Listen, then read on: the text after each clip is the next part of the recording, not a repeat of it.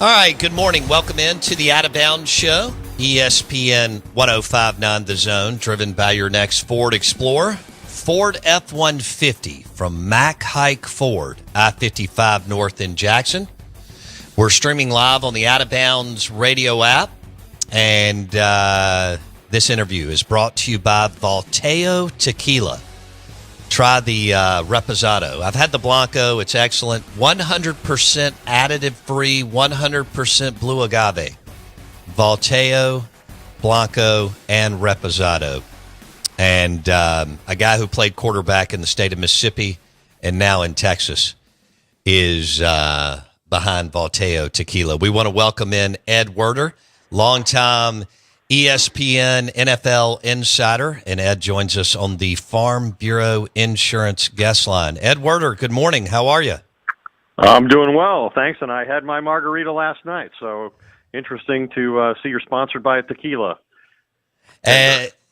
So what is that place that you talk about that you say it's the best spot to go to? Yeah. What's the name of it?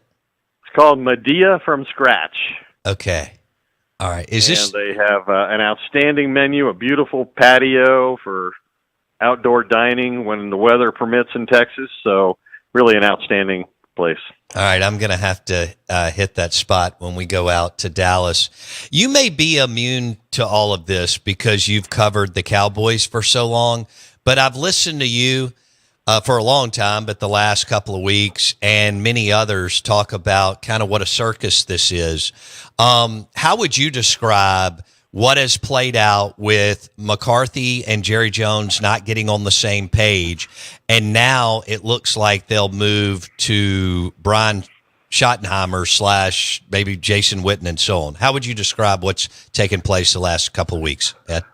It's just the usual organizational chaos and dysfunction on display. I think, even though the Cowboys went into this season knowing that Mike McCarthy and his entire coaching staff were being forced to work the final year of their contracts and they might have to conduct a coaching search depending on how the season finished, they seemed so ill-prepared for this. And that leads me to the conclusion that Jerry Jones underestimated Mike McCarthy's resolve to be paid fairly and to feel like he had a full commitment from the Cowboys front office. And when they failed to make him that sort of offer or to make it apparent to him that kind of offer would not be forthcoming, that he decided to take his chances and pursue other opportunities. He interviewed with the Bears, and we're expecting he's going to interview eventually here with the Saints, where he started his offensive play calling career long ago. But yeah, I mean, it's to go through this process and never, as a Dallas Cowboys franchise, interview the assistant coaches who seem like everybody else in the league wants a shot at them. The Cowboys don't even talk to Ben Johnson or Aaron Glenn, who played for the organization under Bill Parcells. It just doesn't make sense. And the public and the fan base, which was somewhat apathetic last year from the beginning of the season when they went to training camp and there weren't nearly as many fans at the Oxnard, California practices, and then the final game of the season where there are a lot of empty seats. The fan base is approaching the stage of just being outraged, and you almost wonder if Jerry can actually do this. Can he actually promote Brian Schottenheimer, a 25-year assistant who's never been a head coach before, or does he, wait and see what happens with Kellen Moore? As you and I, or when you discuss with your colleagues and so on, people inside, outside the organization, that Jerry missed the window because of what played out with Mike McCarthy to talk to Ben Johnson or Aaron Glenn or whoever, or even Vrabel, even though you would think Vrabel would have gone with the Patriots because of the tie, but still a sit-down. My question would be, because he refuses to pay a head coach at the championship level, I mean, Sean Payton was making $17 million, as you know, Ed, in his last year with the New Orleans Saints several years ago, and that's a small market team. But because Jerry won't pay, would it have mattered anyway, Ed? Well, Jerry has never believed in that it was necessary to pay a head coach, and he certainly doesn't believe that's necessary with the visibility of a franchise like the Dallas Cowboys.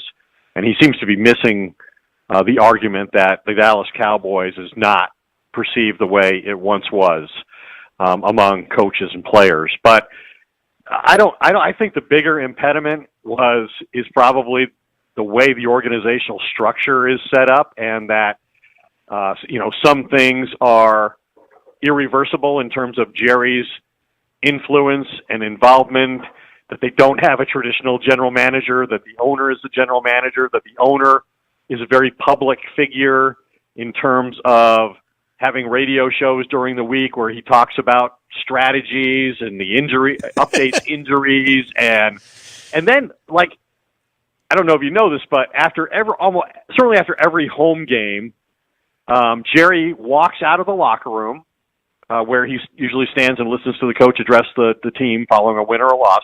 He walks out 20 steps and stands at the entrance to the locker room and is available to the media for, 20 minutes sometimes 40 minutes.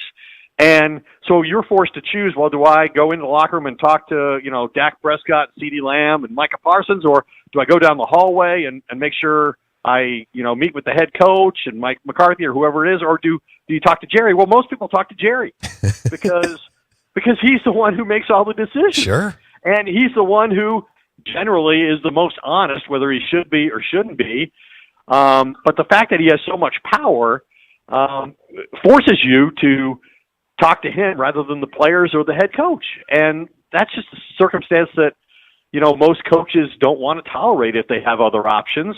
And then you add on top of that, you're not going to be well paid. I think it's all detrimental. I think everybody knows how different this organization is. And if they have other options, they're going to pursue those first. NFL Insider, Ed Werder, on the Out of Bounds show, driven by your next Ford F-150 truck at Mack Hike Ford. He joins us on the Farm Bureau Insurance Guest Line. As many people as you know, and as long as you've covered the NFL, do you think people eye roll and laugh around the league at what you just and throw in hey, Brian, we want you to be the next head coach, but you have to hire Jason Witten. Do you think people just chuckle and laugh around the league, Ed? Well, that's the other question that I have about why McCarthy walked away and why there's been so little interest in this job to this point is the Jason Witten factor. And for those who don't know, obviously one of the most accomplished players in franchise history, a guy that is almost like Jerry and his family did a photo shoot for a cookbook during one of their earlier seasons, and the entire Jones family is pictured there with Witten. Witten is on the cover of this thing, and there's a huge picture above the entrance from the locker room to the indoor practice facility that depicts Witten with his helmet off, that famous play in Philadelphia where his helmet got knocked off and he continued to run down the field for like 20 yards against the Eagles. That picture has been up there even when he was still a player, which a lot of players felt an aversion to because it suggested that he had a unique place, in the organization with the ownership, and he wasn't totally trusted in the locker room for that. Now, he may be eventually a great coach. He's won a couple of titles with a small private school in Argyle outside of Dallas. But to what degree is Jerry mandating that as a precondition to anybody taking this job, Jason Witten has to be on the staff? Did he propose that to McCarthy and only offer him a, say, 2-year contract, to which Mike McCarthy would obviously recognize he has no real job security, and that in a year or less he's going to be in the same circumstance he just completed working the last year of his contract, except this time the next head coach is on his coaching staff. And he may have already felt he experienced that with Kellen Moore when he inherited Kellen Moore, a former Cowboys quarterback who began his coaching career in Dallas, and Jerry forced him on McCarthy as the play caller. McCarthy eventually won that power struggle and took back play calling, and Moore left the organization, going to the Chargers and now the Eagles. But to what degree is Jason Witten a factor in all of this? I don't believe his name was mentioned to Kellen Moore when he did his Zoom interview with the Cowboys. But I know it was mentioned to McCarthy that there were scenarios when McCarthy was first hired 5 years ago where Jerry was going to have Witten on the staff, and for obvious reasons, McCarthy rejected that at the time. I mean, the Cowboys have done this once before. They did it with Jason Garrett. They hired Jason Garrett to it and with an unknown title and an unknown coaching position on the next coaching staff, and then hired Wade Phillips as the head coach. And people, that whole era was all about the power struggle between the two of them. That Wade knew it was a temporary situation. He knew Jason Garrett was going to replace him eventually, and it was sort of like they had a head coach of offense and a head coach of defense, and nobody leading the overall team. And eventually, obviously, Wade Phillips became the first head coach Jerry Jones ever fired during a season, and he was replaced by Jason Garrett. So all these coaches have seen this scenario play out before. And I talked to one head coach who, to me, should have been one of the top candidates here when they decided to make a change. And I said to this coach, I said, hey, if you come here for an interview, be prepared to answer the question whether you're willing to include Jason Witten on your coaching staff, because I think Jerry Jones might make that a precondition. And this coach said to me, if he wants Jason Witten, then he should hire Jason Witten.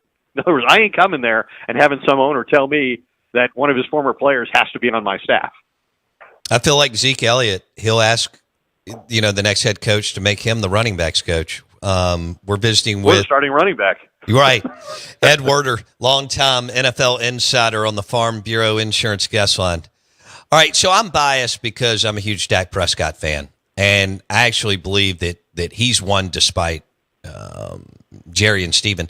And has he needed to do some things? Absolutely, but he's had some unbelievable seasons and games. Look, he's getting paid at a high level. They could have gotten the thing done last March, and they don't really do anything in free agency. Yep. How do you look at Dak's run in Dallas? And one of the Cowboys insiders last week, David Hellman, said they don't create any advantages for Dak and the team in the offseason because that's just not how they're set up. What is your reaction to that, Ed? Well, I think it's preposterous that Jerry Jones waited until game day, week one, to sign Dak Prescott and make him the highest paid player in the entire league on game day. Like, if Jerry had waited 4 more hours, he would have had to use one of McCarthy's timeouts in the middle of the game to go down from the owner's suite and sign Dak on the sideline. And it was the same thing with CeeDee Lamb. Like, they didn't sign CeeDee Lamb, even though they knew what the market was for wide receivers until, training camp was over, and he missed all of it. And CeeDee Lamb has eventually said, that lack of time in the off season and in the OTAs and at training camp between me and Dak really affected our chemistry and my performance early in the year. And then after the last game, Jerry's not apologizing at all for the timing of it and suggesting he'd do the same thing all over again, and that doesn't matter, that doesn't affect players. I mean, just totally contradicts what the player himself said based on the experience he just had. But I think this coaching hire, and every indication is that they're following this, I think this coaching hire is all about Dak Prescott. It's got to be looked at like this is probably the last head coach we're going to hire for Dak Prescott when he's in the potential prime of his career. And now you got to recognize where Dak is physically. I mean, he's going to be in his age 32 season. He's coming off a second season where he suffered a major leg injury requiring surgery. He's not going to be a very mobile player. He's capable of extending plays, but he's basically going to have to work from within the pocket. And I thought that's what the allure of Ben Johnson, quite honestly, would be. I think the Cowboys have to stop seeing, Dak Prescott as Josh Allen and Patrick Mahomes, even though that's the level they're paying him at, and they need to see him more as Jared Goff. Like, let's get him under center. Let's run play action pass. Let's support him with a strong running game. Like, that's the quarterback Dak Prescott is capable of being the next, 4 or 5 years as he plays as the NFL's highest paid player. And the fact that they haven't, he has not played well in the postseason. He's got one of the biggest differentials in terms of winning percentage in the regular season and the playoffs. I think only Darryl LaMonica and Lamar Jackson have worse numbers in that regard. So he hasn't played his best. But I think part of it, and talking to head coaches, like they view it as the Cowboys put too much on Dak Prescott in the playoffs, and he hasn't proven capable in those situations of elevating his teammates on a consistent basis, and that they need to create a better team around him. And I think that's true. I think it's all about this coaching hire has to be for Dak Prescott. Who's going to make the most? Who's going to get the most out of him? Is that Brian Schottenheimer? You can certainly make that argument internally. Is it Kellen Moore? Great history with Dak, and that seems to be the direction they're going. But yeah, I don't blame Dak entirely, but I think it's obvious that he hasn't played his best, and now he's a more limited player at the quarterback position than ever before. And if you look at the four guys in the NFC and AFC championship game starting at quarterback, all four of them, rush for over 300 yards. Yeah. So that's a big part of the modern, game at the quarterback position right now. No question. In fact, I thought Jason Garrett wasted. I thought they should have run him more those first three. We watched him at Mississippi State. Yeah. We were in Starkville all the time. I thought, and when I say that, Ed, I don't mean 15 more carries a game, but I thought that those first 3 years, especially out of the gate, year one, that they overcoached him to stay in the pocket, and they should have allowed him to run a little bit more, like you're referencing with Josh and Lamar and Mahomes. I loved what you said on the Musers, and you just framed it up in that, kind of surround him like Jared Goff. Dan Campbell and Ben Johnson have done a hell of a job in Detroit. And anybody can lose, as you well know, covering the NFL for over 30 years in the playoffs, but they've done a great job with Goff. All right. You also said within, I don't remember when, the last couple of months, and I don't remember what show you were on, that, hey, guys, nothing's going to change. I mean, Jerry is going to be the general manager until he passes away. So we're almost just, we shouldn't expect anything different as far as the way they work, this head coaching hire or free agency or anything else. In other words, Ed, as long as you've known Jerry and as long as you've covered him, you don't expect anything different the next 5, 6, 7 months, do you? I don't think he's going to change his organizational philosophy. Could he be persuaded to be more active in free agency? I think that's a fair a point to make to him in an area where he could modify their approach. I mean, they got burned, early on in free agency, and Stephen Jones, Jerry's son, always talks about, you're paying top level prices for players at the start of free agency who just don't merit that. And they've generally sat that out. I mean, 3 of the last 4 years, they were the last team to sign a veteran free agent. And last year that happened, even though they watched at home in horror their team lose to the Green Bay Packers, a young, inexperienced playoff team, and lose badly in a game they never led at home. And then instead of improving the roster, they let, starting players walk out the door who are now in the NFC Championship game with Dan Quinn, and Washington. I mean, this is a nightmare for Jerry. You've got the NFC Championship game includes 2 teams in the NFC East, and the Cowboys didn't even make the playoffs. And both teams are significantly influenced by Cowboys personnel. There's 7 coaches, including Kellen Moore, calling plays for the Eagles, and Dan Quinn, who was their defensive coordinator. They were all on the staff together with Mike McCarthy 2 years ago.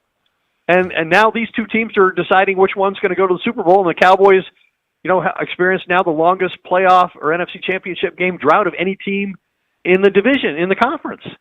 Jerry's got to change something, and that's, to me, is something he can change. And that does need to change. You need to give your coach, whoever it is, and your quarterback, Dak Prescott, you're committed to him. You need to give him a better opportunity to succeed by creating a better roster. Mm-hmm. And that's the responsibility of Jerry Jones. And he can change that. He's not going to change some of the other things he's going to do. He's going to be public. He's going to be the most visible person in the organization. And that's why he probably won't hire Deion Sanders or even grant him an official interview. Like, nobody could create more interest in the Cowboys than Deion Sanders and Jerry, but the stage will be bigger than ever, but it'll belong more to Deion than to Jerry, and I just don't see Jerry doing that. So he's got to act in the best interest of his team and take the roster building part of it seriously. And a big part of that is free agency. They can be selective, but they need to get players in that aspect of player acquisition to benefit their team. And they haven't done that. Oh. Well, that was a ton of fun. Ed Werder, longtime NFL, ESPN insider on the Farm Bureau Insurance guest line. Ed, we appreciate the time today and look forward to catching up again soon. Sounds good. Thanks so much for having me on. Have a great day. Enjoy these final playoff games to determine who goes to the Super Bowl. Yeah, it's going to be a blast on Sunday. He is Ed Werder, NFL insider, and that was brought to you by your next Ford Explorer. Ford F-150, Mack Hike Ford, I-55 North in Jackson. Don't forget that there's 5 Mack Hike dealerships in the Jackson metro area. We're ESPN 105.9 The Zone. Okay, so he said, look, Jerry's not going to change most everything that he's doing. However, maybe someone can convince Jerry Jones to get a little more active in free agency to help his team, his head coach, whoever we think it's going to be Brian Schottenheimer, and Dak Prescott. Other teams do it. And again, you don't have to sell out and go get 15 players. Remember when Belichick did that late in his career and just went nuts and signed like $150 million plus worth of players? That's not going to work. However, it's kind of like the transfer portal for Georgia and Bama and some of these other Ohio State. They're going to add 4 to 6 players that could be the difference on your hunt for the college football playoff berth and to, advance and so on. That was fun. Ed Werder on the Out of Bounds show talking Jerry Jones and the Cowboys. Can you imagine what a circus that is? I mean, Ed just made a great point. He can't hire Deion Sanders because Deion would steal the spotlight from Jerry Jones. Jerry goes on sports talk radio shows every week, and then after the game, he holds court, even more so than Mike McCarthy and Dak Prescott. He's in the locker room, then he steps outside the locker room, and then he just talks. Incredible. I mean, that doesn't happen with the Hunt family. That doesn't happen with Jeffrey Lurie.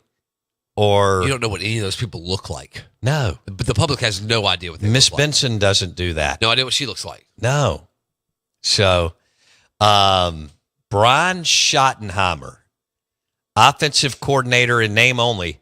He has been an OC, though, in the NFL for years. So he has been a play caller. He was not in Dallas because McCarthy took over the play calling when Kellen Moore went to the Philadelphia Eagles. 7 assistant coaches, roughly, in the NFC that coached in Dallas in the NFC Championship game between the Commanders and the Eagles. Both those teams are in the division with the Cowboys. Oh. And man, did Jason Garrett waste an opportunity to not run in Dak Prescott more early. That drove me nuts the first couple of seasons when he had those fresh legs coming right out of Mississippi State. We're live in the Bank Plus studio. Jack Bourgeois, Key City craft beer man, will join us in about 20 minutes on the show.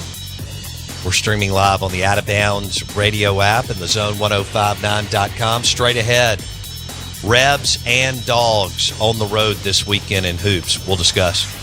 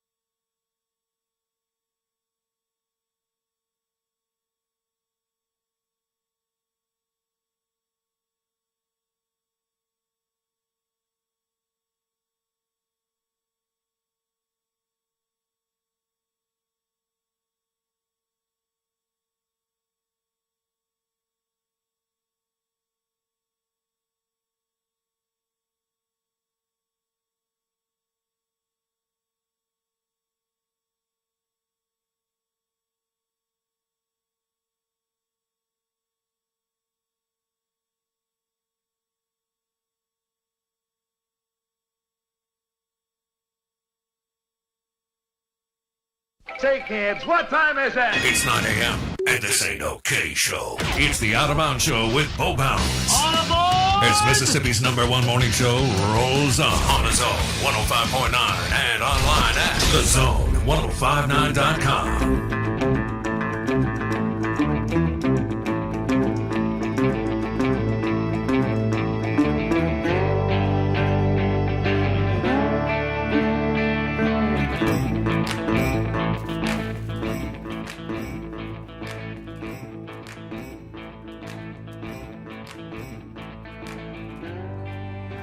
Oh, good morning. Welcome in to the Out of Bounds Show, ESPN 105.9 The Zone. Brought to you by Crystal Sky Casino in Louisville, Mississippi, Pearl River Resort in Philadelphia, Mississippi, and Bocoma right outside of Laurel, Mississippi. All part of the Pearl River Resort family. And we'll have Bill Engvall on Comedian tomorrow. I'm looking forward to that. We've had Larry the Cable Guy on, and this is going to be fun. He'll be at Pearl River Resort February 1. That's not this Saturday, but next Saturday. And happy birthday to Sandra Price with Mudbugs. Yeah. Mudbugs will not be open this week because of the snow in, down south and the freeze and all that. But I think they'll be rip-roaring and ready to go next Wednesday. We'll keep you updated. I was lucky to be able to go to Mudbugs last weekend. They have Key City, Mississippi Queen on tap, and amazing crawfish, shrimp, and crab legs, and I had some nachos and so on. Ooh. Oh, man, so good. But good morning. Welcome in. Ole Miss with a devastating, but heartbreaking dagger loss last night. Everything that you want to do in your season, go to the tournament, win some games, advance, is still in front of you. However, you had Texas A&M beat on your home court. You had dominated them. Mark Adams, again, one of the assistant coaches at Ole Miss, who had been with Beard for a long time, and then I guess was with East Carolina last year as an assistant, and Beard figured out a way to get him in, because when things fell apart the last 4 weeks for Ole Miss last year, you knew Beard wasn't going to put up with that again. And Mark Adams had run circles around Texas A&M, and A&M goes on an 11-2 run and hits a three with 13 seconds left. And then Ole Miss, pushes it down the court, misses a shot, the rebound, nobody can get it, and the clock bleeds out. And Ole Miss loses a game that they had won. Done. Now, you can get in touch with us. We'd like to hear from you on the Mac Hike Auto Group text line, 601-885-3776. That's 885-3776. Hope you put that in your phone. Twitter X at Bo Bounds. Twitter X at Bo Bounds, brought to you by Spring Street Cigars in Starkville, Mississippi, and Oxford, and Hattiesburg, and Meridian, and Kosciuszko, Tupelo. Spring Street Cigars, all of them have a smoking lounge. Wonderful place to hang out and talk sports and, well, maybe politics and business at Spring Street Cigars. And then the Key City caller line, Key City Beer out of Vicksburg, is 601-707-3750. But want to say good morning. Welcome in. I'm your host, Bo Bounds. I've got Jackson Meadows with me. Meadows, what are you laughing about, man? What's going on? I just looked at the text line from about an hour ago. Okay, what did it say? It said, you are correct. Most people do not know much about basketball in this state, and you are one of them. I love it. I love it. I love it. Yeah, I love that. That's phenomenal. That's good. That's good. Well, I mean, I see people, when people start to question why a team doesn't shoot free throws. Right. Now, every now and then you could be right. You're just not getting the calls. Most of the time, that's not the case. But when you have a team that doesn't take the ball to the rim, you're not going to go to the free throw line. When you shoot that many mid-range jumpers and that many threes, you're not going to go to the free throw line. The reason why Ole Miss didn't go they're not set up like that. I mean, can Can Dia go to the rim? Yes. Heck, I mean, Brakefield is perfectly capable of going to the rim. Now, he can really hurt you in that mid-range game. Morrell can hurt you in that mid-range game, and at times they they can hit threes. Obviously, Padula and oh gosh, I can't remember. Hit 4 apiece last night. But the Murray, thank you. But the point is, Kugel and Brakefield and Morrell all have that real pretty mid-range game where they can put it on the floor, they can beat you off the dribble, and they can pull up 14 to 18 feet and get a basket. But you're not going to go to the free throw line. When you have players that are going to take it to the hoop, then you're going to be on the free throw line more. And Ole Miss, didn't shoot a lot of free throws last night. But they did everything they needed to do to win. Yeah. They played amazing defense, which is what Beard and Mark Adams want. And A&M had scored a whopping 52 points until their 11-2 run. I mean, so you had the game won. It was over. 52 points, you had held A&M. And then A&M found a way to get rolling. Murray and Padula both had 4 threes apiece. You were out rebounded big time. That's where you get some of those. And 33 to 13 on the bench. You get some offensive rebounds. You get some free throws. No question. Second chance points. Absolutely. It's not just. You're right. It's not just either running a play through the post or putting the ball on the floor and going to the rim. You're exactly right. It's a missed bucket. Your dude, a center, power forward, or 3, gets the ball and goes right back up and gets fouled. That's. See if you think this is a correct number. According to the Googles, college teams averaging around 20 free throw attempts a game. Does that seem a little heavy? That does. Right. It seems A&M only shot 9. 10, yeah. And Ole Miss shot 4. There were only 13 free throws shot. You will not see that often. Only 13 free throws. Huh? It's probably 20 combined. Yeah. Yeah, okay. That makes a lot more sense. Yeah. And Dia did not hit a 3. He's been kind of sneaky out there with that flat foot set shooting. Well, he, kind of almost put a dagger in Mississippi State. He hit 2 against them, and I think I know of one that was a tough one on Bama. I think he may have hit 2 against Bama. But Ole Miss loses to A&M, and now they go to Missouri, winnable game on the road. And Mississippi State goes to South Carolina. Winnable game on the road. Better win it. How about the Arkansas player last night following his missed free throw? Beautiful. Okay? While everybody's standing around and putting that thing right back in for a dagger bucket. Your shot and crash the board.